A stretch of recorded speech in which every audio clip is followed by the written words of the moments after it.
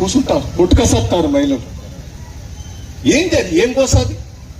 పాప అనిపిస్తలేదా? రేవంత్ రెడ్డి గారికి, మంత్రులకు, ఎమ్మెల్యేలకు ఒక్క రోజున పోయి యూరియా బస్తాల దగ్గర పోయి కూర్చున్నారా మీరు? ఏంది మహిళలు పాపం? ఒక మొన్న పర్వతగిరి మండలంలో బాలునాయక్ పాయసం తాగుతాడు. భార్య నాకు ఫోన్ చేసింది, నేను ఉరికితే ఆగింది, నేను వస్తానంటే ఆగింది. పక్షం మొత్తం బీకేసిండు.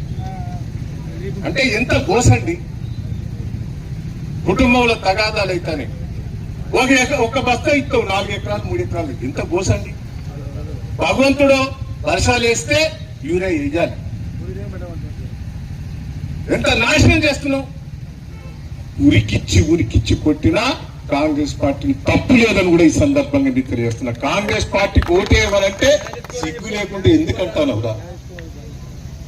దయచేసి మనం అందరం కూడా ఆలోచించాలి. దయచేసి మీకు ధైర్యంగా ఉండండి.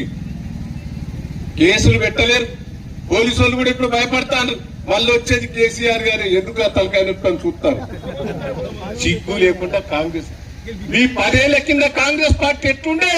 హోటల్ కాల్పేది, స్టార్టర్లు కాల్పేది, ట్రాన్స్ఫారాలు కాల్పేది, కరెంటు లేక కొత్తగా పెళ్లి చేసుకున్నాడు ఈడుండాలన్నా అక్కడ ఉండాలన్నా బాయికాడు ఉండాలన్నా.